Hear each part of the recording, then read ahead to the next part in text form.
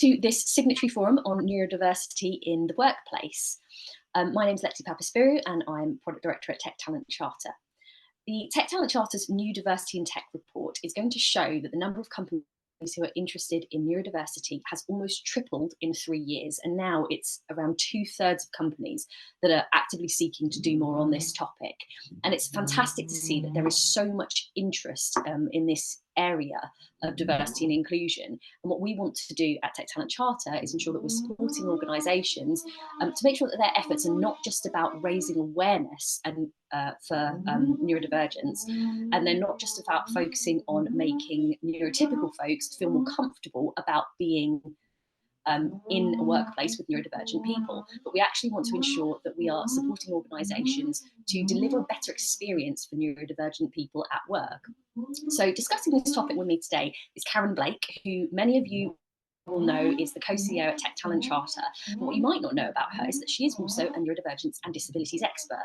She consults not only for industry on these issues, but also with policymakers, and she has considerable experience at the coalface in advocacy work for neurodivergent people, disabled people and carers in our social work and education systems. So Karen, I would love to kick over to you to start. Please could you share a little bit more about your journey and experience on this issue of neurodiversity? Yes, hello, and thank you for joining us today. It's a delight to be able to sort of speak about my passion area really today. So as Lexi mentioned, I have a few different routes into this work. In my professional life, I have supported organisations to build structures of support for neurodivergent populations and for disabled people to make sure that they're really in environments where they can thrive and they can bring their best versions of themselves to work. And so I've worked with a number of different sized organisations to be able to do that at different sort of stages of the kind of career life cycle. Alongside that, I do a lot of sort of charity work with different tech-based organisations that are looking at accessibility, how we make sure that the products we're building are accessible for disabled and neurodivergent folks. But also, as Lexi mentioned, one of the things that I enjoy doing most is actually working in pupil referral units. So they are education establishments where children who are outside of, they've been kind of excluded from mainstream education, are educated. And I do quite a lot of work with employability skills for that group, and often we find quite a high propensity for neurodivergence within those groups, often undiagnosed. And so the work that I do with those groups is my kind of joy. It's really hard, but it's really enjoyable. And those things all flow together with lots of experience within my family and my community of kind of that lived experience of those challenges and how the challenges for carers for neurodivergent children. I advocate for a number of different organisations to kind of support through the education process as well. So I kind of have a patchwork of different views for these challenge areas. So I'm really pleased to be able to share some of that insight with the group today, and I'm looking forward to the Q&A in particular. Brilliant. Thank you so much, Karen. So let's get straight in. There's a lot of buzz about neurodiversity. It's really kind of found a moment in the limelight here. And whilst it's great that we get this awareness, we don't want this to be like a flash in the pan, fashionable thing that doesn't result in any impactful change. And I think the first thing that's important for us to talk about is that what does neurodiversity mean? Because there are a lot of different ways that we can interpret what neurodiversity is, depending on the lens and the context in which we're using that term. And I know there's a lot more depth to it than might initially come to mind if you've got like a lighter understanding of what neurodivergence is and how you should be relating to that as an idea and as an experience. So could you talk us through that? What are these different levels of understanding that leaders need to have about neurodiversity? Yeah, absolutely. So what we've seen certainly over the last year, 18 months, is this growth in creating awareness about neurodivergence, and the role we all play in neurodiversity. And knowledge is the first step to breaking down stigma. So that's brilliant. But what I would like to see now is ensuring that focus drills down to ensuring that neurodivergent people have a better experience in work and thrive, and that organisations are better equipped to kind of understand those layers. So neurodivergent individuals don't always align their needs with the terminology of being disabled, which can limit realising both of how to ask for reasonable adjustments and the protection that's kind of offered by this. And so that's why it's really important that business leaders have an understanding of neurodivergence that recognises both that legal standpoint and then how you support on the ground, and the fact that neurodivergence is a protected characteristic under the Equality Act of 2010. So that covers both direct discrimination, which is based on a known disability or the perception which is unfair treatment because someone thinks someone has a protected characteristic, and also indirect discrimination, which is where a rule or arrangement relates to a group or an employee or a group of employees or job applicants. So those different recognizing that this is something that starts absolutely right at the front end of your pipeline, and you need to have this awareness of the support that you potentially need to offer, is really, really important. And of course, the Equality Act also covers harassment and reasonable adjustments. And when we think about reasonable adjustments, that's something that we need to consider. So sometimes we hear, well, when do we need to be thinking about where they come into play? So that happens when you know, or could be reasonably expected to know, that a person has a disability, that a person with a disability asks for adjustments, or that an employee with a disability is having difficulties with parts of their job. This can also be that when an employee's absent record or delay in returning to work is because of their disability. So you can start to see how this is now layering over every kind of moment in the pipeline for your job applicants all the way into their kind of employee life cycle. And this is why it's really important that that we don't just rely on explicit disclosure from our individuals, but we create this environment in which support is baked in, and the opportunities to request support are made straightforward, so that we can make sure that we're aligning ourselves with our responsibilities under the law. And that's why although there has been lots of, for good reason, separation of the discussion around neurodiversity and disability, we must go back to, as employers, understanding that our responsibilities under disability equality laws. And so that's why it's really important that we do consider, when we look through this lens, our responsibilities start there, and also end there. Everything else that we do in between needs to be the framework supported by those requirements. Brilliant. Thank you so much, Karen. I know that in our new report, we're going to be talking about this, and we've got some really interesting stats to share there about how variable that viewpoint is of, if you ask tech workers, is neurodivergence a disability that I should report under a disability question? Those answers are not as straightforward as you might think that they might be, and it's actually quite shocking. So we're really looking forward to sharing more about that in the report that's coming out next week as well. So we've talked about neurodiversity broadly. Some terms that we know folks are going to be having in mind potentially, or thinking about when we talk about neurodivergence, are going to be ADHD and autism. We know that these two conditions come up a lot, and when people are talking about neurodiversity, a lot of the conversation centres on those neurotypes. So there's a lot more to it than that, though, isn't there, Karen? And actually, this is something that we want to try and inform people about, is that we need to have a wider understanding of what neurodivergent conditions are, and a better understanding of how we might support those.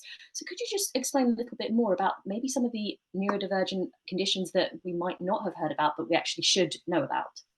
Yeah, absolutely. I mean, the joy of recognising neurodivergence is the plethora of wonderful difference we have in our communities. And it's great that we have had this sort of surge in understanding more about ADHD and autism, but there are so many other conditions that sit under that neurodivergent umbrella. And I'm just going to mention a few that maybe people are less familiar with, but this is certainly not an exhaustive list. This is just to highlight a few different ones that, as I say, people may not be so familiar with. One of which is dyspraxia, which is now referred to more commonly as developmental coordination disorder. This is a condition that affects physical coordination, and it can also create challenges in concentration and organisation. However, it also allows those individuals to be great big picture thinkers and problem solvers. But when we're thinking about how would we support someone with developmental coordination disorder, that's going to be making sure, for example, there is, when we're arranging meetings, that they have enough time to perhaps enter the room before the room is already filled, so that they can manage how they navigate around the space, that they can find and select a chair that feels most comfortable to them, and then not having to navigate around additional obstacles in the room, other people, and that they're able to kind of make sure that they're able to exit the room, often when that's quite a busy time for everyone moving, to do so without bumping into things or colliding with things. So that's something else to consider. A new profile that has only really emerged in the last 5 to 6 years is pathological demand avoidance. So this is a profile that is typically aligned with autistic people, and it presents itself by avoiding demands or situations that trigger anxiety or sensory overload, and that can come from transitioning, disruptions to routine, or moving from one activity to another. And the demand in itself is what creates the anxiety. So direct requests can be really fear-provoking and create that kind of fight or flight feeling for people that have pathological demand avoidance. They are absolutely brilliant with their attention to detail and fiercely determined, so are wonderful to have in your team, but we must think about how we structure those demands to those individuals. So lots of face-to-face, we need to get this going, without that clarity of being able to have some soft language around defining how we're going to transition from one activity to another, creates those anxious moments. So with a few tweaks in how we approach gifting work, how we structure delivery of those work packages, can make a massive difference for people that have pathological demand avoidance. When we think of a few other types of neurodivergence, things like sensory processing disorder, this is a way that the brain processes information from senses. So you can be hyper, over, or hypo, under, sensitive to those experiences. So that can be if you being overwhelmed by senses of smell, by hearing, by even by proprioception, so how we are in space and time and our movement, and how this can play out is sensory seeking behaviour. So you may find that this is groups of people that need accommodations for things like fidget toys. They may need to take motion breaks more often, so that they can regulate those senses, meet their needs with them, so that they can feel more comfortable to continue with their work. So those things like motion breaks, so having some gaps within our meeting schedules, allowing for people to stand and move during meetings, but also wearing headphones in the office to block out some of the sound, being able to sit in designated seats that may be away from food preparation areas, so that you don't have that kind of sensory overwhelm from people preparing their lunches and that sort of thing. those sort of changes make a massive difference to how a person with sensory processing disorder is able to sort of attain and achieve at work. And people that have sensory processing disorder tend to be super creative and have really strong problem-solving skills. So absolutely brilliant to have as part of your team. As I said, I'm just highlighting a couple of different neurotypes there that you may not be familiar with. And even with neurotypes that people are more familiar with, there is a lack of understanding about the difference in presentation by things like gender. And often people are dismissed when their presentation is not as expected from maybe training that people have received, because it is through a male lens of presentation of those of those differences. The other thing that is not always pulled out on those training programs is that the co-occurrence of these conditions. So often people have more than one type of neurodivergence and other co-occurring conditions. So that might be that they have both autism and ADHD, which is referred to as AUDHD. Or they may have hypermobility, which is a joint condition that does make your joints very flexible but unstable as well, and can cause pain from prolonged sort of writing, typing, maybe, and can be a challenge for things like core strength. So sitting in chairs for long periods of time can be very uncomfortable. Or something like ARFID, which is avoidant restrictive food intake disorder. So someone that manages their anxiety through what they are willing to eat. And so things like going out for team meals, having all of your social activities and your group bonding time around food can be really challenging for that group of individuals.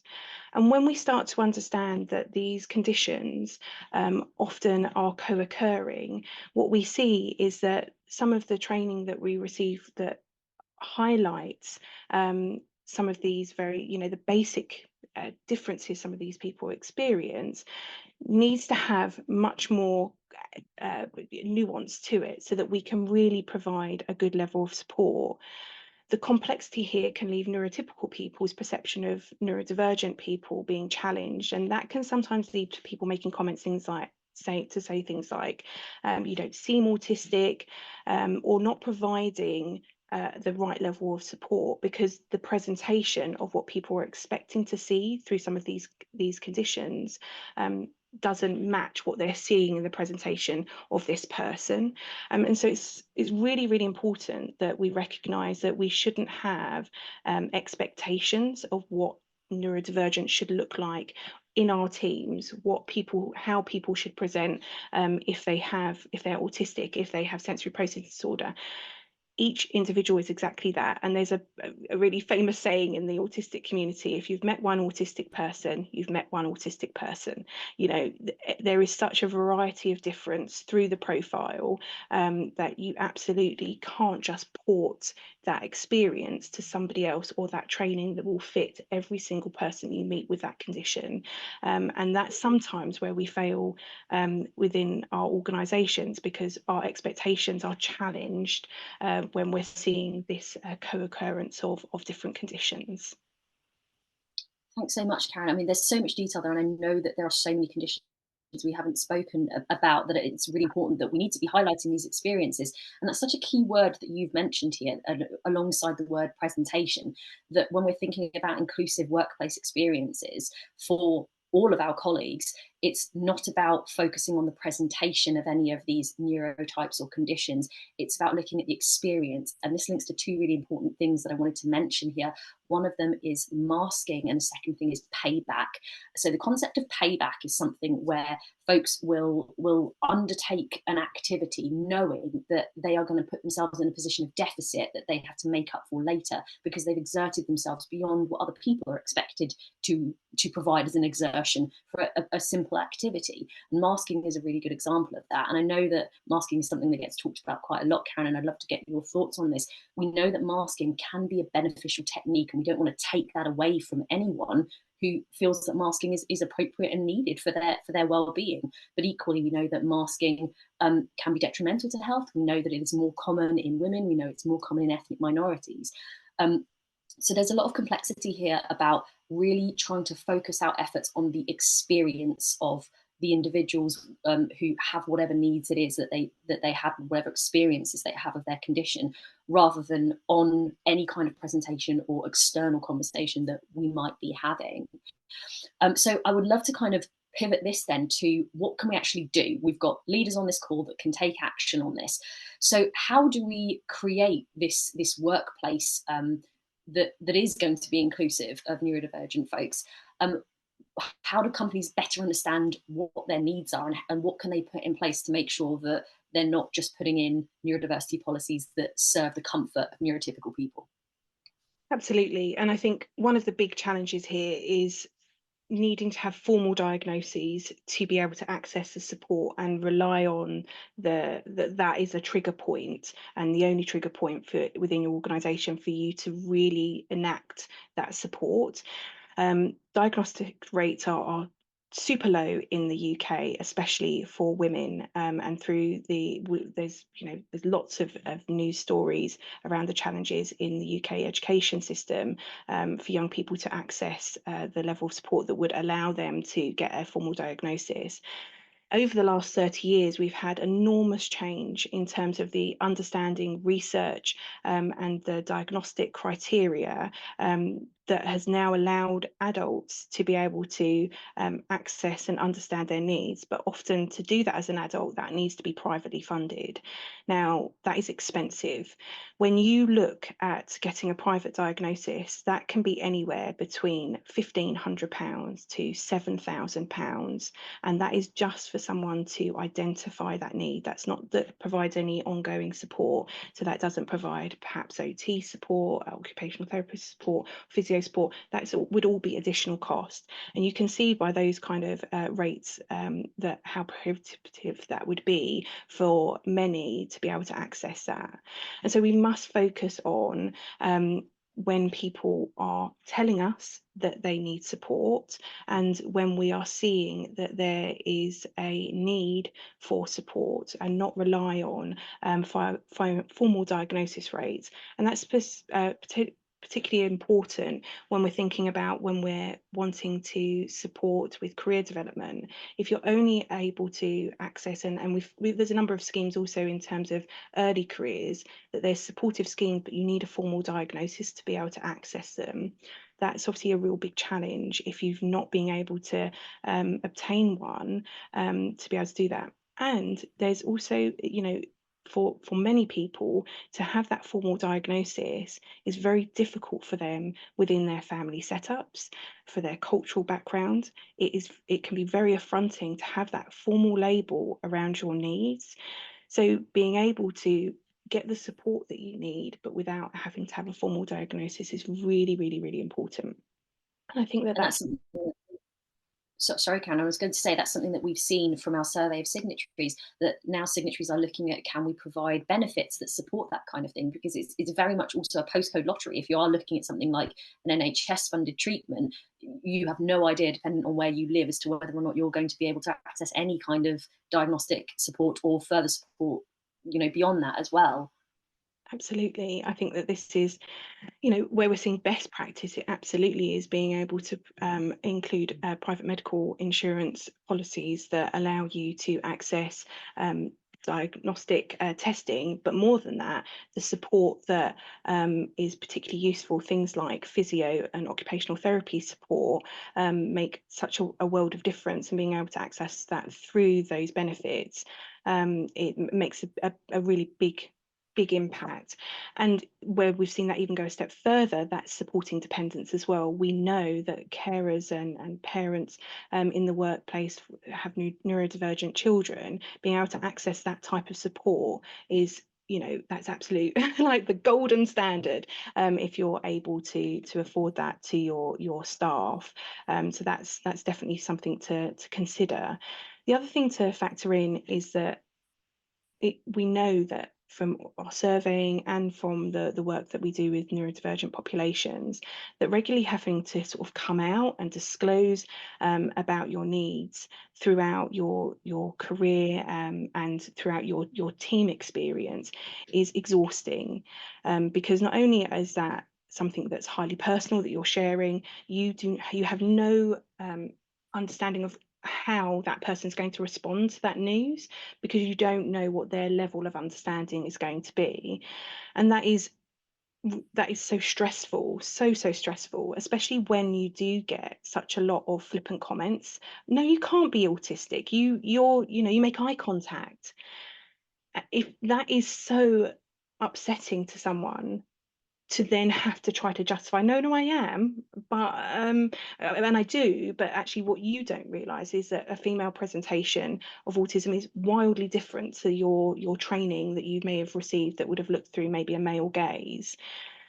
Those kind of repeated experiences of having to come out and disclose to team members, we need to work around ways to sort of support, so that you don't need to so regularly come out with and disclose in that way. So things like employee passports are a really great way to be able to identify the support that you need, and that can move with you to different team managers, but also equalising how people like to work. So things like manuals of me, being able to express what's your working preferences in terms of different approaches to meetings, the times of days that you're in your thrive zone and your quiet zones, and allowing everyone to disclose that, so that we actually equalise this. And it does, of course, in any kind of lowered curb kind of analogy, help everyone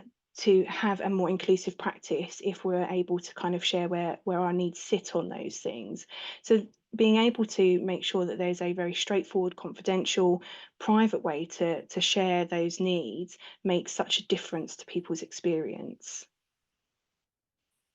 So I've got a curveball for you, Karen. If you are someone who manages people and you are trying to come at this with really good intentions, and you think that there is someone that you work with that is neurodivergent, and I know this is a question that has been asked to me in the past and is a really tricky one.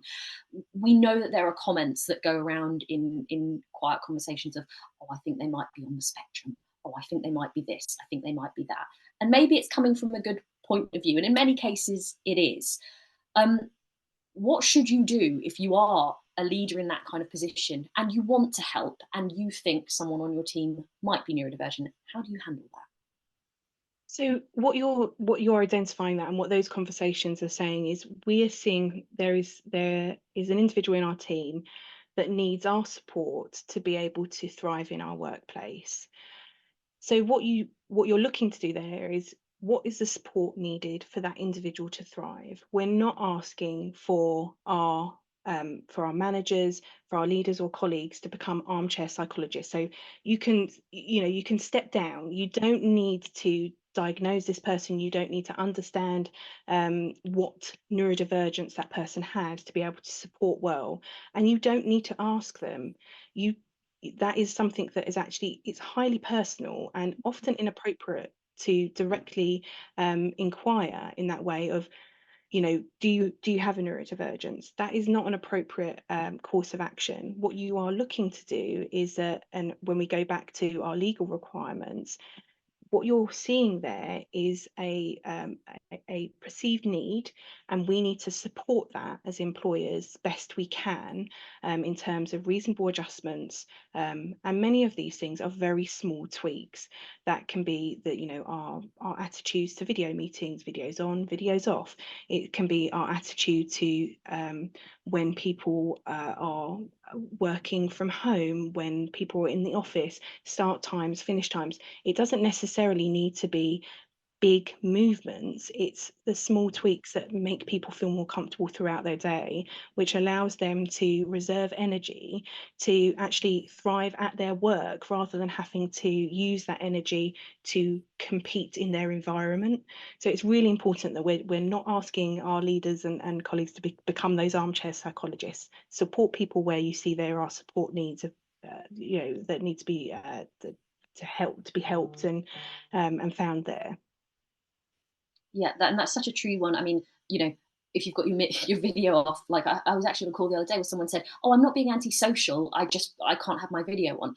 And I think it's those little comments, those little things that make people feel othered and unwelcome in a workplace. Just a tiny innocuous comment like that means that the needs that someone has to feel well at work are being perceived in a different way by the rest of the organisation. It's just those little things that it's worth paying attention to. So let's kind of talk about what we need to be doing if we're going to actually put these inclusive practices in place. And I would love to break this down by recruitment, by retention, and progression, because it's all very well for us to look at this in one big sort of discussion, but I think sometimes it's helpful for those practical steps to be broken up into what do you do in a recruitment process, what do you do to make sure that you've got a good retention culture, and then what happens in progression, because that's a really important one that we don't tend to speak about so much. And actually, when we think about neurodiversity, this is a fantastic conversation to be focusing on strengths that are present in all different neurotypes, right? So let's go to recruitment first, if you don't mind, Karen. What should good inclusive practice look like? Yeah, so I think that this is an area where organisations are becoming slightly more aware about how to support their prospective employees here. And so what you're wanting to look for is opportunities to equalise the experience. So firstly, is our job description accessible? Are we including attributes that are actually very difficult for certain neurotypes to contribute to, whether it's not a essential part of the job? When we say things like good communicator in every single job profile, is that really what we need? Or do we need someone that is absolutely brilliant at expressing their updates in their project, their ideas, rather than being someone that can communicate with lots of different types of people? And that's something that we can look to kind of to understand in our job descriptions and make sure that they're really fairly assigned, and we're asking for exactly what we need, and we use very much plain English in our approach there, so that is supportive of people that for processing speed, cognition, and dyslexic people as well. Then when we look at the interview, so we know that interviews are one of the most stressful experiences that people go through, and there's been this so much sort of talk around, well, do you give the questions beforehand? And sometimes we've had this, haven't we, Lexi, the kind of pushback, well, that's unfair. If we give people the questions, then they've got an advantage. And what I would say is that the worst case is your best case. What you'll have is really well prepared candidates if you share those questions ahead of time to all. So most jobs, you don't need to be tested for memory, and an interview essentially is a test for memory. So I would say don't be fearful about giving those questions out to your candidates. I think if you are worried about just serving your disabled and neurodivergent communities by doing so, give them to everyone. And actually what you're going to have there is a much more prepared candidate pool, so that you can really make sure that you're getting exactly what you need in terms of the person that you hire into post. So I would definitely lean into that, and make sure that you feel confident in sharing that out. Then when we think about the environment for those interviews, we know that there's a number of organisations that have moved to video platforms to do that, and that can be a really positive opportunity for disabled and neurodivergent people, because it does allow them to be in their own environment, to control their environment, and to make sure that they've got any adaptive tech that they need already set up and ready to use, so that they can just concentrate on making sure that they're able to answer those questions well and give you the insight that you need to be able to progress that on. Where you are going to have those interviews in an office, I would encourage you to start to think about things like sensory maps of your office space, so that people know what they're to expect as they're coming through your building. So often the experience of entering a big office complex can be really overwhelming. If you are able to do some sensory mapping of your facility, it allows people to know, okay, you'll have an intense experience as you go through our security to our reception desk. Actually, then when you're past the barrier, the sound is much quieter. There is maybe there's a quiet space there. There's toilet facilities here. And as you move up through the lift, you can expect that the floor is multi-use floor, so there is noise, there's smells. You can map that out so people can know that actually it is going to be intense for that first part. I am going to have a bit of respite before I am then in this next part. And it really does make quite a big difference to have those sensory maps, and they're not very difficult to do. They don't need to necessarily have a specialist consultant to support you to do them, but it does make your facility much more accessible for folks to come and have those interviews. So I would definitely sort of consider those as a good starting point.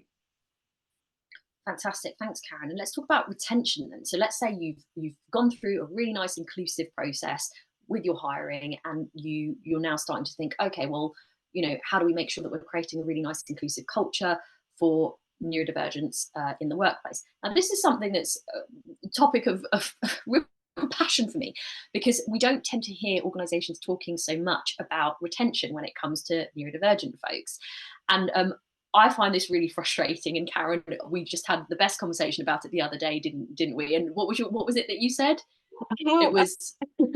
I mean, it's definitely one of my areas of frustration. When we talk to organisations, sometimes they're like, we're going to do neurodivergence next. And I always want to say, you already have those people in your organisation. You're just not supporting them well yet. And I think sometimes it's easy to think that, when you're, as an organisation, ready to receive and support, that's when you're able to bring those people into your communities.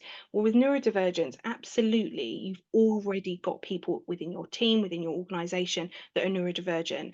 You just don't know it yet. So that's so that's why retention and putting some energy to that stage is so vitally important. Yeah, absolutely, Lexi. Great. So, we're about to publish some really shocking stats on neurodiversity in the tech industry, and I think it will surprise everyone. So, let's talk about this then, because I think this is the sort of thing that our signatories are going to need to know very quickly if they haven't already gotten ahead of it.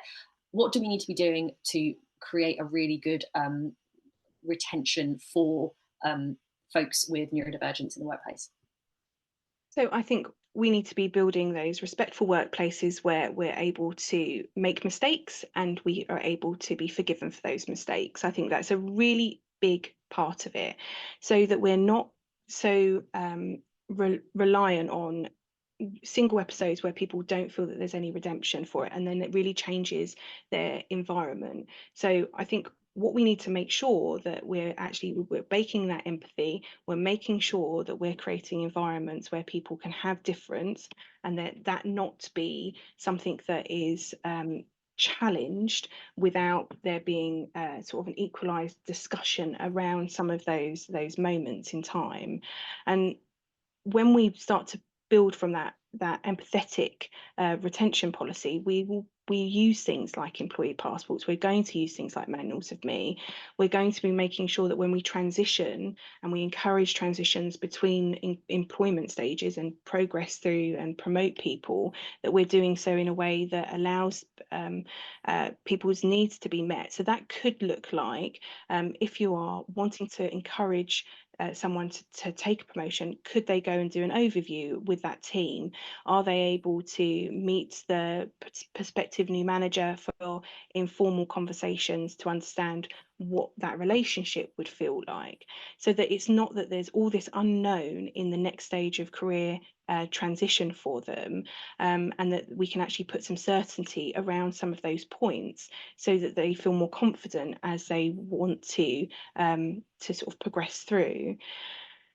And when we start to have that view of wanting to progress people through, that encourages that sense of retention. We want to make sure that the environment is such that people feel comfortable to want to stay, to want to kind of progress on. I think one of the big things that I feel here is that the more that we're able to bring that respectful environment to all of our meetings, our workplaces. This is how we make the difference.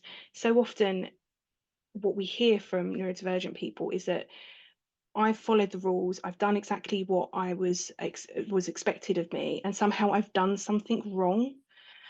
Because from a neurotypical viewpoint, someone has been, someone has followed the rules and escalated something up, and that has been a problem. And what you're actually doing is you're moving the goalposts for what the expectation was for that team. So I think it's really that if you've got a joint sort of code of conduct of what happens within your team, that you actually stick by it. And when you have neurodivergent people doing exactly as you've asked and expected, that you then don't pull that back as a problem. There was some recent research around neurodivergent people being more likely to whistleblow and to follow organisational rules. And this can be a real blocker for them in terms of the progression, but also wanting to stay within a team. So I think that that's such a big point to play, that if we've got this joint code of conduct of what we expect in our teams, that we stick by it, and that we actually support people to do the right thing, and to have this equal playing field, rather than all of this unwritten rule that we're expecting that people know, and then when they don't know, penalizing them for it. So that is such a big part, I think, of making sure that we've got the right environment for people, and we are actually making that difference to retention, is creating that right environment for everyone, to have that joint set of rules. Yeah, completely. It's something that I've heard in conversations even just recently. Like, we talk about wanting to invite our employees to bring their whole selves to work, about, having really open and honest values, transparency, about psychological safety in the workplace. But that all seems to completely fly out the window in a lot of people's experiences, because if you ask someone with a neurodivergence who just understands the nature of that request differently, they might, for instance, and this is just an example of a story that I've just recently been told, they might be asked a question about someone they're managing in their team, and they may say, you know what, I don't think this person's doing well, and they may speak with a lot of passion or a lot of command in how they present their opinion. And as a result of doing so and speaking openly and honestly and bringing their full self to work and sharing their full opinion, that then ends up affecting their progression, which is something that I would love for us to just briefly speak to before we open up for questions. So let's talk about progression. We've mentioned about the challenges that can occur with like interpretations of codes and sticking to those types of policies that many neurodivergent folk will do really well, but can come back and really disadvantage them. What are some of the final notes that we want to be talking about here when we're thinking about creating a really powerful progression opportunity for folks who are neurodivergent? So I think that one of the challenge areas that we sometimes see is that and this isn't just for neurodivergent people in tech, this is more wide spread, is that the progression roles take on some people management. If you want to, when you hit a certain level, the only way to kind of progress through is that you have to do some people management, and that can be really problematic for some of those neurodivergent types. And we absolutely have heard on the ground too, for lots of other people, this isn't the career path that they want. They don't want to necessarily take on people management.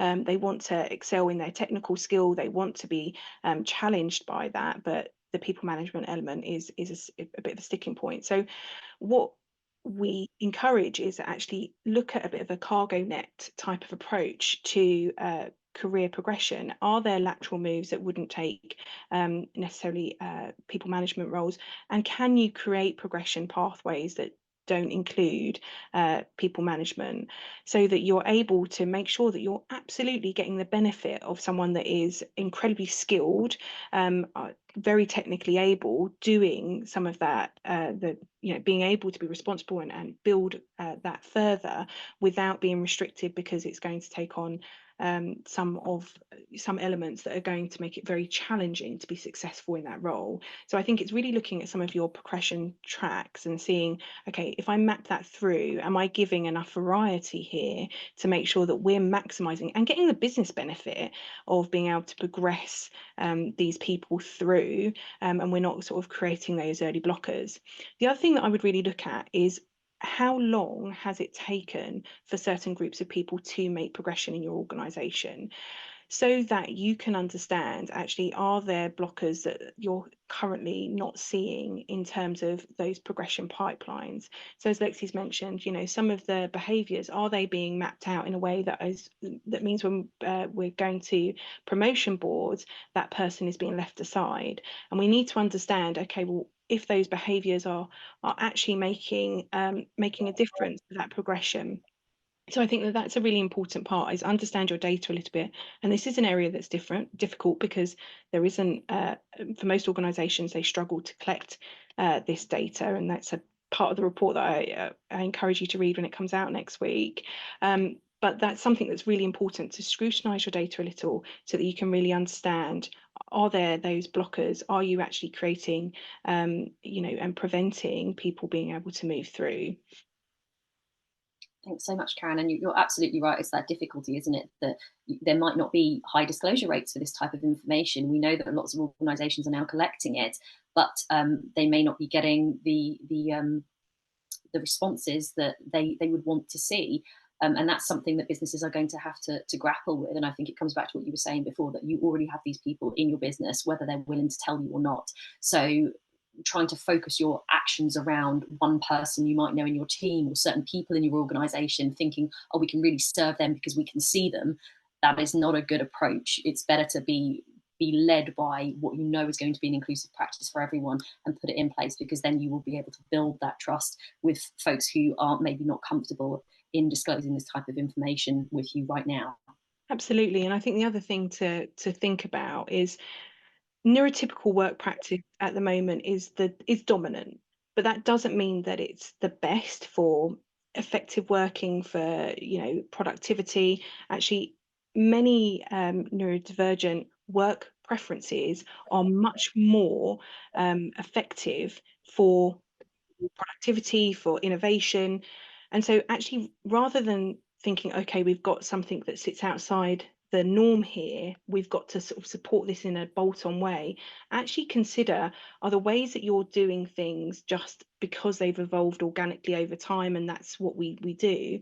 Or can we actually look and go, well, this is a much better way for us to be working across our team, and look to support that. So I think, rather than just falling back to neurotypical ways are the dominant way and that's how it should stay, is actually challenge yourself a little to see, can we think about how we make sure that we're getting the best out of our whole team by thinking a little differently? That's how we really can make the most benefit from difference.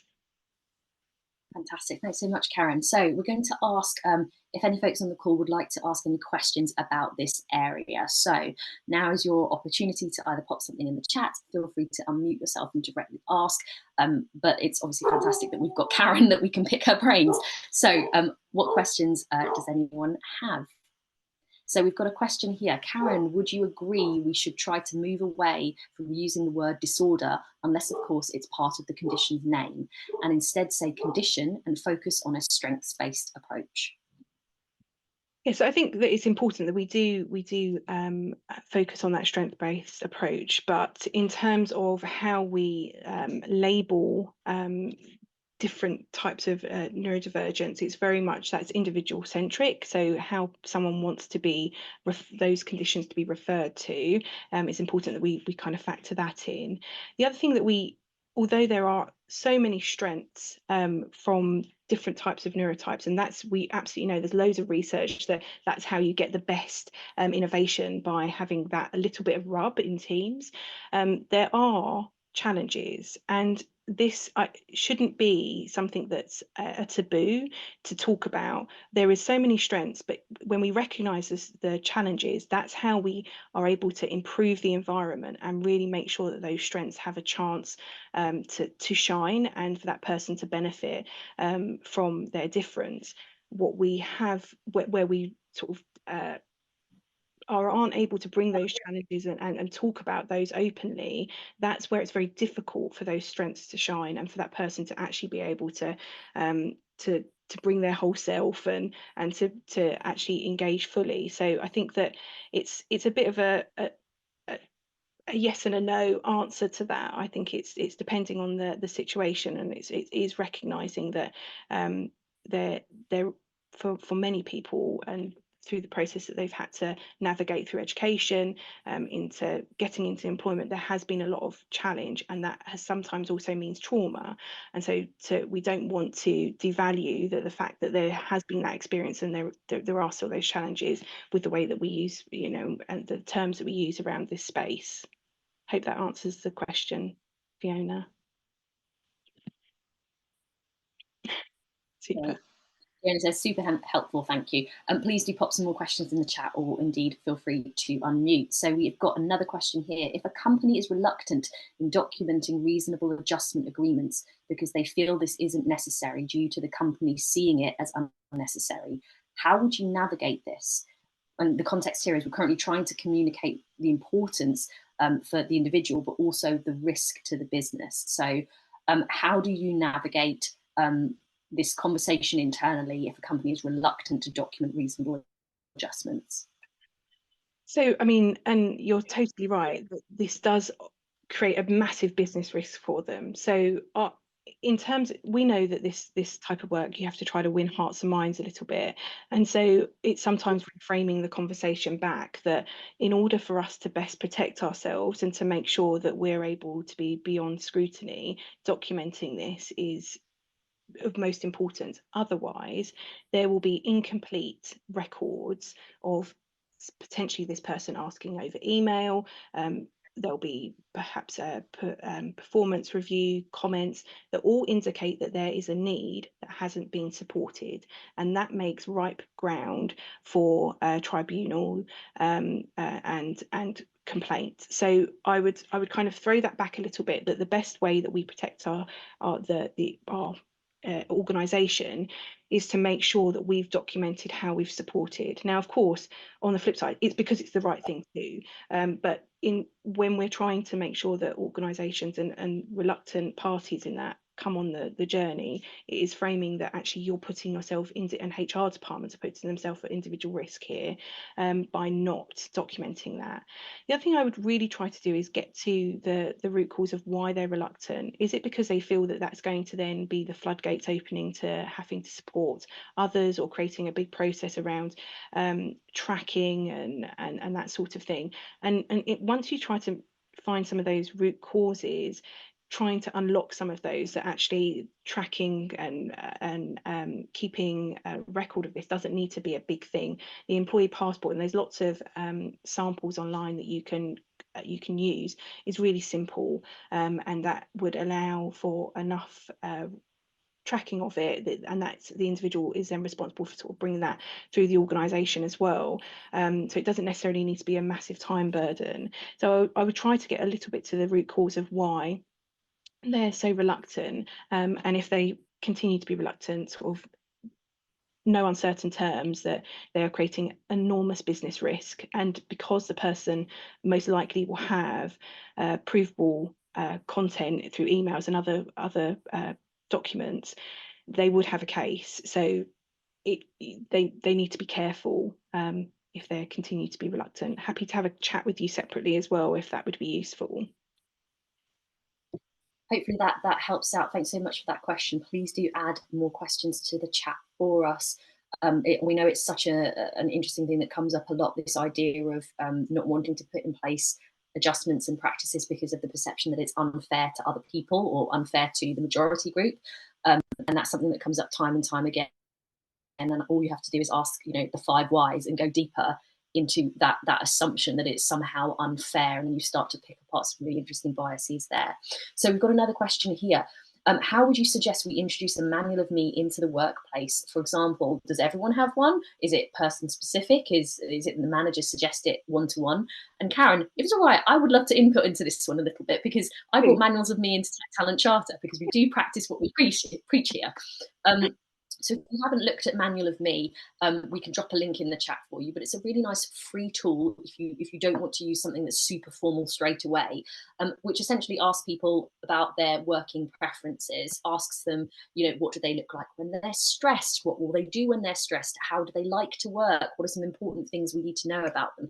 And this can be so helpful for a number of different reasons. One is that many folks who are neurodivergent are not diagnosed. Many folks are getting late diagnoses. Some people may not wish to disclose at any point that they are neurodivergent, but you are still creating this environment where everyone can share what their preferences and needs are. So when we brought it in at Tech Talent Charter, we said, this is a great idea that's going to all help us understand what we need from each other better, and everyone wrote one. And so now it's part of our onboarding that when you join the organisation, one of the steps you complete is reading everyone else's Manual of Me and then creating yours. And the good thing is that the ownership of that is held by the individual. So if at any point they want to change it, they absolutely can. And there are these moments when new folks join the organisation, for us as a small organisation, that we will remind everyone to go back and just check, are they happy with their Manual of Me? Is there anything they want to update? And then it just allows you to keep that really front and centre. So I've seen a lot of companies that will include Manual of Me links in their email signatures. So on internal emails, colleagues will be able to have an easy link to be able to get that person's Manual of Me. And that way it's completely comfortable for anyone who wishes to disclose whatever it is. And the nice thing about Manual of Me is it allows you to select the questions. So it means that, for instance, if Karen wants to disclose on a certain question, she can do so, and I don't have to do the same. So there's a really nice way there of, again, making this really person-centric, as Karen said, really needs-led, and allow individuals to choose for themselves what's really helpful and relevant to share. Karen, is there anything you'd like to add on that? No, I think that actually by completing something like that, as someone that maybe never has considered what their preferences are in the workplace, it is incredibly helpful to just have that time of reflection too, how you best work and play to those strengths. So I think that when you're messaging, sort of introducing something like that, actually allowing for that to be the narrative, that we're wanting to kind of give that time for reflection so that you can thrive here by understanding how you best work, what are the things that scratch that itch for you, and I think that was something that's been interesting as we've onboarded people to the process, how they've kind of found that really useful to kind of go, oh yeah, actually I really need this, and this is something that makes quite a difference to how I work. So yeah, it's useful as a reflective kind of exercise for all. Fantastic. So we've got time for one more question. If anyone would like to ask a question, please do pop it in the chat now. We've dropped a link to Manual of Me, and I can see some folks are already having a look at that, which is great. Do we have any other questions before I ask my last Smackdown question to Karen? Let's have a look. Okay, so my final question to you really, Karen, is a bit of a call to action. We've got some fantastic leaders on this call and in our signatory base. So just give us, what is it that you want people from our signatory base and on this call to do? What is the call to action? So it is great that we have more awareness and better educated workforce. Like, that is brilliant news, and I am so pleased, because that does break down the kind of the stigma around neurodivergence. But we actually need to involve neurodivergent folks in your organisation and make their success the end goal, and prioritise that being our metric for success, rather than how many people have we informed about neurodivergence, how many neurodivergent people have we supported to thrive and succeed. That needs to be where we kind of hang our coat.